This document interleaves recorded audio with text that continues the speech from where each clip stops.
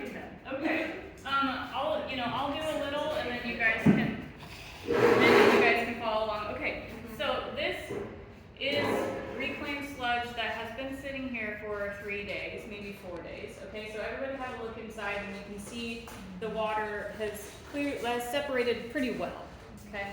So now the name of the game is to not disturb the clay sediment. Okay. So take a damp sponge, get a water receptacle, and you're going to kind of like squish the sponge so that it starts to absorb the water, right? And then just let it soak up for a second, and then do your best to like get it over and out to not disturb the clay. Okay, so we're just trying to remove as much water as possible whilst not stirring it up. And so this is important because it will help your drying process. And when your sponge starts to get really mucky, then that's, just call it good.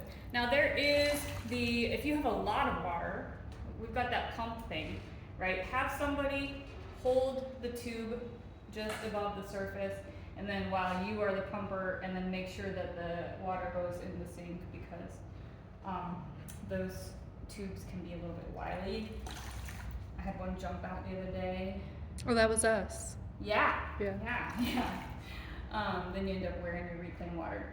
Okay, so get as much out as you can, and then really try to dry it out. Don't get too caught up into don't lose too much sediment, but try to find the surface of the clay. Okay, we're getting chunky now. All right, so here's where I would stop.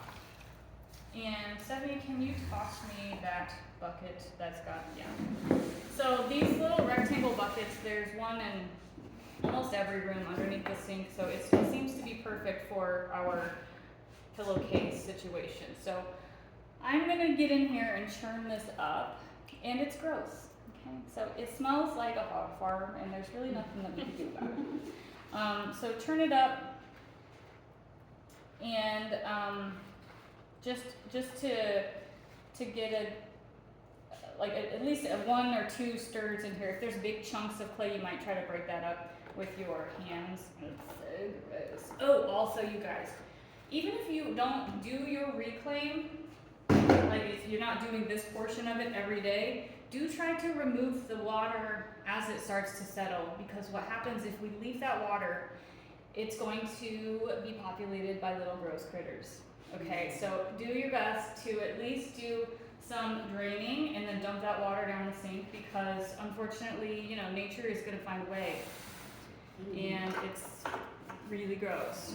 Okay, so then just pour the sludge into the pillowcase, and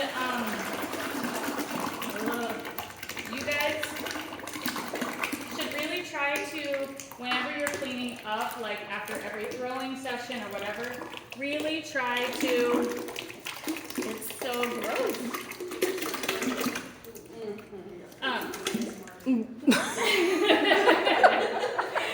Hey, let's go out to eat later. But anyways, you guys need to try to save as much of the sediment in your throwing water and in your splash pan as possible, because that is so important for the structure of your clay.